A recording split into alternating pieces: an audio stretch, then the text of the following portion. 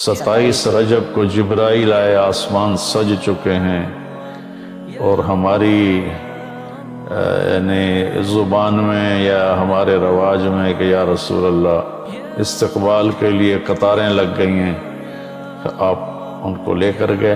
اللہ نے اپنے نبی کا ہاتھ پکڑا اور اپنی ذات تک پہنچا دیا۔ ہم اپنا ہاتھ اللہ کے نبی کے ہاتھ میں دے دیں تو ہم بھی اللہ کی ذات تک ہماری بھی پہنچ ہو جائے گی۔ اور پہلی ہستی ہیں جن کا قدم اللہ کے عرش پر پڑا۔ اللہ تعالیٰ نے ایسا خوبصورت سلام پیش کیا، تو اللہ کے نبی پہ قربان جاؤں، انہوں نے اپنی امت کو بھی شریک کر لیا۔ السلام علینا وعلی عباد اللہ الصالحین۔ اللہ ہمارے اوپر بھی سلام ہو آپ کا، اور جو میری امت کے نیک لوگ ہیں ان پر بھی آپ کا سلام ہو، آپ کی رحمت ہو۔ یہ آپ کا سینہ چاک کیا، دوسرے فرشتہ وہ پانی لایا زمزم کا، اس سے آپ کے سینے کو صاف کیا، پھر دل باہر نکالا، اس کو چیرا، اس سے صاف کیا، اور پھر دوبارہ دل کو رکھ دیا اور سینے کو بند کر دیا۔ اب یہ سارا کچھ اپنے ہوش میں دیکھ رہے۔ اور پر جبریل نے کہا یا رسول اللہ بس آگے میرے پاس ویزا کوئی نہیں ہے، ایک بالشت بھی اوپر جائے، ایک گٹھ بھی اوپر جاؤں گا تو جل کے راکھ ہو جاؤں گا۔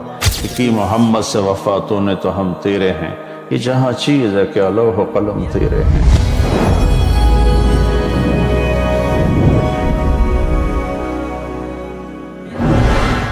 السلام علیکم ورحمۃ اللہ وبرکاتہ۔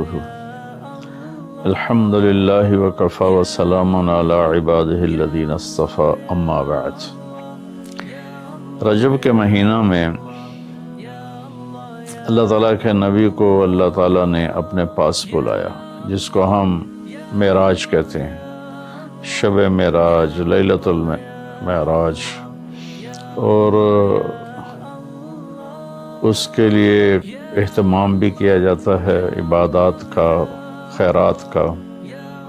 یہ اللہ تعالیٰ کی بہت بڑی قدرت میں سے ایک چھوٹا سا نمونہ تھا کہ 3 کپڑوں میں اٹھایا اور سارے خلا کے پردوں کو چاک کروا کے 7 آسمان کے دروازے کھلوا کر سدرۃ المنتہا پہ جبریل کی بھی بس ہو گئی کہ اس کے آگے اتنا بھی اوپر گیا تو جل کے راکھ ہو جاؤں گا، تو اس سے اوپر آپ تشریف لے گئے، اور پھر عرش خوشی سے جھوم اٹھا، اہتز عرش الرحمن، عرش خوشی سے یوں جھوم رہا تھا۔ خوشی میں انسان بے خود ہو کر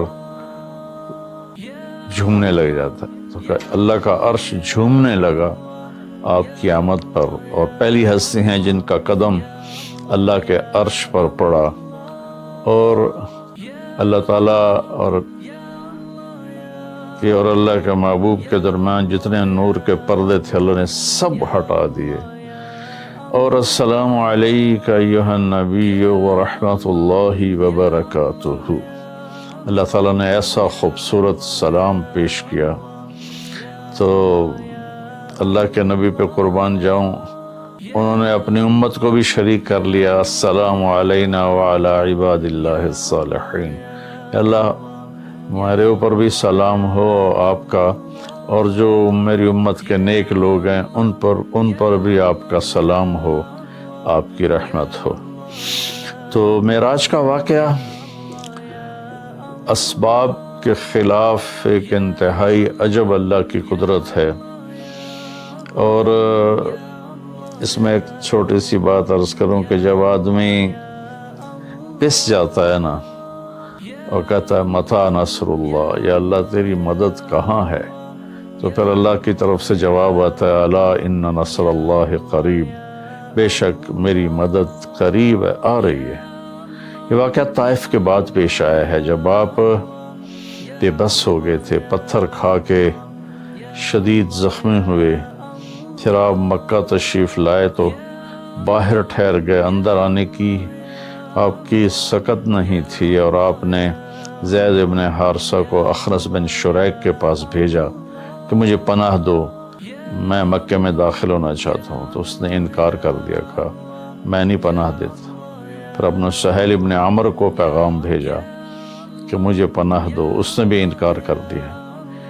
پھر ایک اور عرب کے سردار تھے، ان کو پیغام بھیجا، غالباً صفوان بن امیہ کو پیغام بھیجا کہ مجھے پناہ دو، تو انہوں نے بھی انکار کر دیا۔ تو پھر آپ نے مطعم بن عدی کو پیغام بھیجا، ان کے بیٹے جبیر صحابی بنے، تو مطعم بن عدی کو پیغام بھیجا تو وہ اپنے بچوں کو لے کر باہر گیا اور اللہ کے نبی کو اپنے بیٹوں کے ساتھ لے کر مکے میں انٹر ہوا، حرم شریف میں آ کے اعلان کیا آج کے بعد محمد بن عبداللہ صلی اللہ علیہ وسلم میری پناہ میں ہے، انہیں کوئی ٹچ نہیں کر سکتا۔ ابو جہل نے کھڑے ہو کر کہا تم یہ اس کا کلمہ پڑھ کے کہہ رہے ہو یا اپنی سرداری کے زوم پر کہہ رہے ہو، اپنی سرداری کے بلبوتے پر؟ اور کہا نہیں، میں نے اس کا کلمہ نہیں پڑھا، جو اللہ نے مجھے سٹیٹس دیا ہے اس کی وجہ سے کہہ رہا ہوں۔ کہ پھر ٹھیک ہے، ہم ان کو کبھی ٹچ نہیں کریں گے۔ اس قدر حال سنگین ہو گیا تھا، اور کبھی آسمان کے فرشتے نہیں روئے سوائے دو جگہ۔ ایک دفعہ جب ابراہیم علیہ السلام نے حضرت اسماعیل کو الٹا لیٹایا اور چھری ہاتھ میں اور سر کے بال ہاتھ میں اس طرح، اور یوں آسمان کو دیکھ کے کہا یا اللہ تم اس سے ناراض ہو گیا ہے کہ میرے دل میں اسماعیل کی محبت آ گئی ہے۔ اس پر آسمان کے فرشتے زار و قطار روئے تھے۔ اور ایک جب ہمارے نبی کو پتھر پڑے اور پڑھتے پڑھتے بے ہوش ہو کے گر گئے، اس وقت ساتوں آسمان کے فرشتے روئے تھے۔ اور پھر ملک الجبال حاضر ہوا، یا رسول اللہ اجازت ہو تو ان کو ایسے پیس کے سرما بنا کے رکھ دوں، ان اطبق علیہم الاخشبین۔ آپ نے کہا نہیں، لا اللہ ان یخرج من اصلابہ من یوحد اللہ، نہیں، اللہ تعالیٰ ان کی نسل میں ایسے پیدا کرے گا جو اللہ کی توحید کو ماننے والے ہوں گے۔ اس تکلیف کے بعد یہ سفر ہوا کہ 27 رجب کو جبرائیل آئے، آسمان سج چکے ہیں، اور ہماری یعنی زبان میں یا ہمارے رواج میں کہ یا رسول اللہ استقبال کے لیے قطاریں لگ گئی ہیں، آپ ان کو لے کر گئے۔ آپ ام ہانی رضی اللہ عنہ، حضرت علی رضی اللہ تعالیٰ عنہ کے گھر میں تھیں، گھر میں تھے آپ، تو وہاں سے حتیم میں لے گئے، آپ کا سینہ چاک کیا۔ دوسرے فرشتہ وہ پانی لایا زمزم کا، اس سے آپ کے سینے کو صاف کیا، پھر دل باہر نکالا، اس کو چیرا، اسے صاف کیا، اور پھر دوبارہ دل کو رکھ دیا، سینے کو بند کر دیا۔ اب یہ سارا کچھ اپنے ہوش میں دیکھ رہے تھے۔ پھر وہاں سے براق پہ سوار ہوئے۔ براق گدھے سے بڑا قد، خچر سے چھوٹا قد والا ایک جانور تھا، جس پر آپ کو سوار کرایا گیا، اور وہ تھوڑا مستی کرنے لگا تو جبریل بولے تو یہ پتہ ہے تیرے اوپر کون سوار ہیں؟ تو اس کے ساتھ ہی وہ ایک دم سر نیچے کر گیا، اور پھر وہاں سے پرواز کی بیت المقدس، اور وہاں آپ نے 2 نفل پڑھے اور ان کو وہیں چھوڑ دیا، اس کو براق کو وہیں چھوڑ دیا۔ وہاں سے پھر سفر شروع ہوا اللہ کی طرف۔ اس سفر کو اللہ نے یوں بیان کیا، سبحان الذی اسری بعبدہ لیلا من المسجد الحرام الى المسجد الاقصى الذی بارکنا حولہ لنریہ من آیاتنا انہ هو السمیع العلیم۔ تو اس میں اہل علم کے لیے بڑا خوبصورت نقطہ بھی میرے ذہن میں ہے کہ یہ قرآن کی پہلی صورت ہے جو سبحان مصدر سے شروع ہو رہی ہے، سبحان الذی۔ پھر اس کو آگے لے جا کر اللہ تعالیٰ نے مصدر کے بعد فعل ماضی ہوتا ہے تو سبح للہ ما فی السماوات والارض کے ساتھ شروع کیا، تو مصدر آیا، ماضی آیا، ماضی کے بعد مضارع ہوتا ہے، فیوچر ہوتا ہے، مستقبل ہوتا ہے، تو یسبح للہ ما فی السماوات وما فی الارض الملک القدوس العزیز الحکیم۔ پھر اس کے بعد امر کا صیغہ ہوتا ہے، تو سبح اسم ربک الاعلی الذی خلق فسوی۔ یہ قرآن کا اعجاز ہے، قرآن کی خوبصورتی ہے، قرآن کی بلاغت ہے۔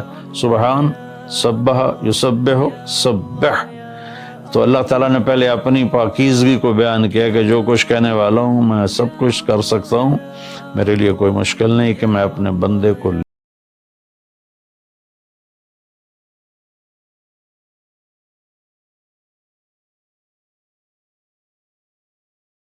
لے کر گیا۔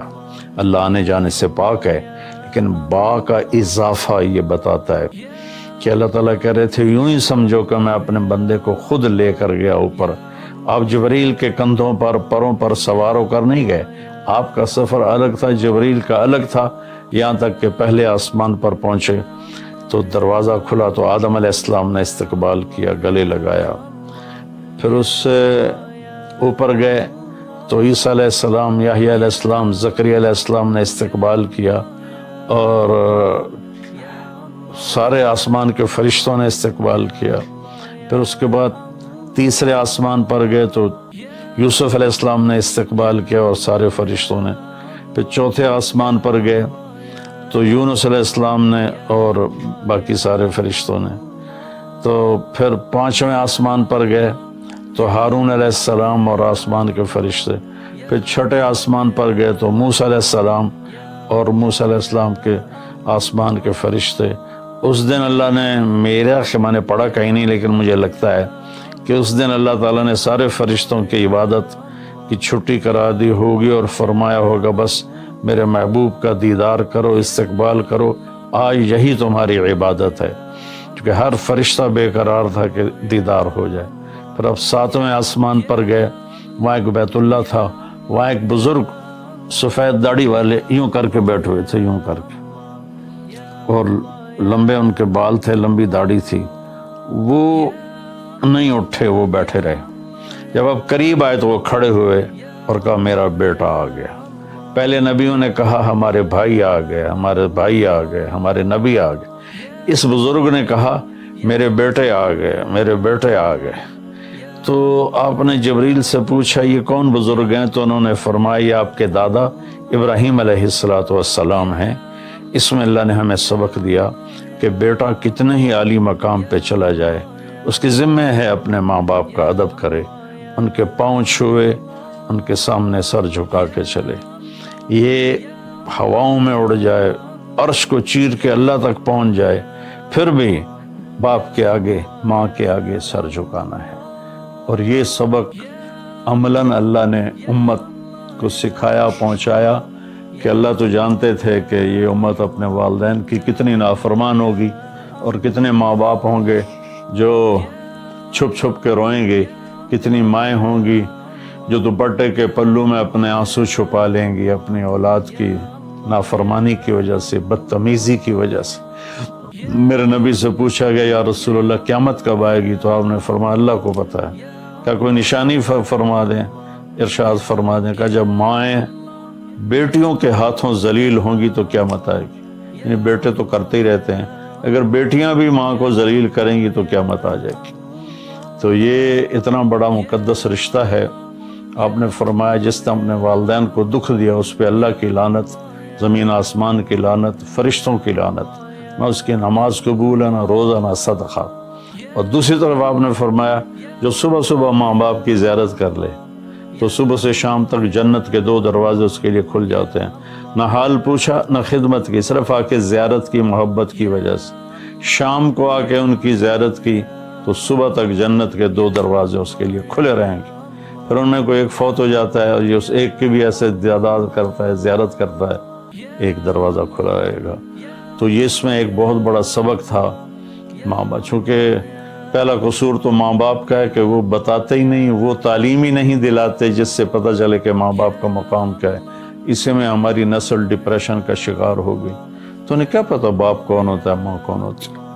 تو آپ وہاں سے تشریف لے گئے تو سدرۃ المنتہا، جہاں بارڈر آ جاتا ہے ان مخلوقات کا، بارڈر پر جبریل نے کہا یا رسول اللہ بس آگے میرے پاس ویزا کوئی نہیں ہے، ایک بالشت بھی اوپر جائے، ایک گٹھ بھی اوپر جاؤں گا تو جل کے راکھ ہو جاؤں گا۔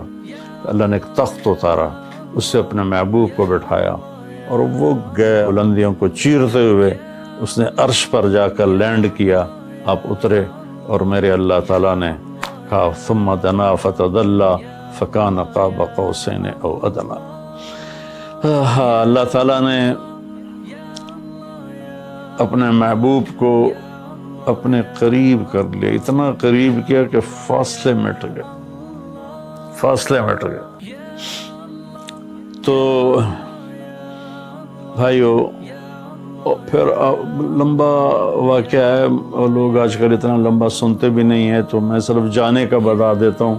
واپسی کا بھی پورا ایک کہانی ہے، جنت دکھائی، جہنم دکھائی، جنتی دکھائے، جہنمی دکھائے، سارا کچھ دکھایا، سود خور دکھائے، بے نمازی دکھائے، نمازی دکھائے، اپنے سب کو اپنی آنکھوں سے دیکھا، جہنم کو بھڑکتے دیکھا، جنت کو چمکتے دیکھا، جہنم کو دہکتے دیکھا اور جنت کو مہکتے دیکھا۔ یہ سب کچھ آپ نے اپنی آنکھوں سے دیکھا، اور پھر آپ واپس تشریف لائے۔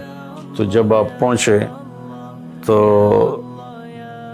ابھی رات کا حصہ باقی تھا، اور رات گزری نہیں تھی جب آپ اتنی بڑی کائنات کا سفر کر کے واپس تشریف لائے۔ تو اس میں ایک بڑا سبق ہے، وہ یہ ہے کہ اللہ نے اپنے نبی کا ہاتھ پکڑا اور اپنی ذات تک پہنچا دیا۔ ہم اپنا ہاتھ اللہ کے نبی کے ہاتھ میں دے دیں تو ہم بھی اللہ کی ذات تک ہماری بھی پہنچ ہو جائے گی۔ اگر کوئی بڑائی کے سفر طے کرنا چاہتا، بڑا آدمی بننا چاہتا ہے کہ میں تو جی گریٹ مین بننا چاہتا ہوں، میں کامیابی چاہتا ہوں، میں سکسیسفل لائف چاہتا ہوں، تو کامیابی ہے کہ میرا آپ کا اللہ ہم پہ راضی ہو، جب ہم مریں تو وہ ہم سے خوش ہو کر ملے، ہمیں جنت کا پروانہ دے۔ یہ ہے کامیابی۔ یہ نہیں کہ آپ بڑے مالدار بن گئے، آپ امریکہ کے صدر بن گئے، یہ نہیں ہے۔ کامیابی یہ ہے کہ آپ سے، مجھ سے اللہ راضی ہو جائے، یہ سب سے بڑی کامیابی ہے۔ تو اللہ تعالیٰ کے نبی کے ہاتھوں میں ہاتھ دے دے تو اللہ تک پہنچائی آسان ہو جائے گی۔ ایک واقعہ سنا کے ختم کرتا ہوں۔ ایک بدو آیا، کہنے لگا ہے محمد، آپ نے کہا جی۔ اب بدتمیزی کا جواب بدتمیزی سے نہیں، پیار سے دیتے، جی تیری 3 باتیں بڑی عجیب ہیں۔ آپ نے کہا کیا؟ تو کہتا ہم باپ دادے کا دین چھوڑ کے تیرے دین پہ آ جائیں گے۔ ہم کیوں چھوڑیں باپ دادے کا دین؟ کہا اچھا، اور؟ تو کہتا ہے کہ ہم مر کے مٹی ہو جائیں گے اور پھر دوبارہ زندہ کیے جائیں گے۔ کہا اچھا، اور؟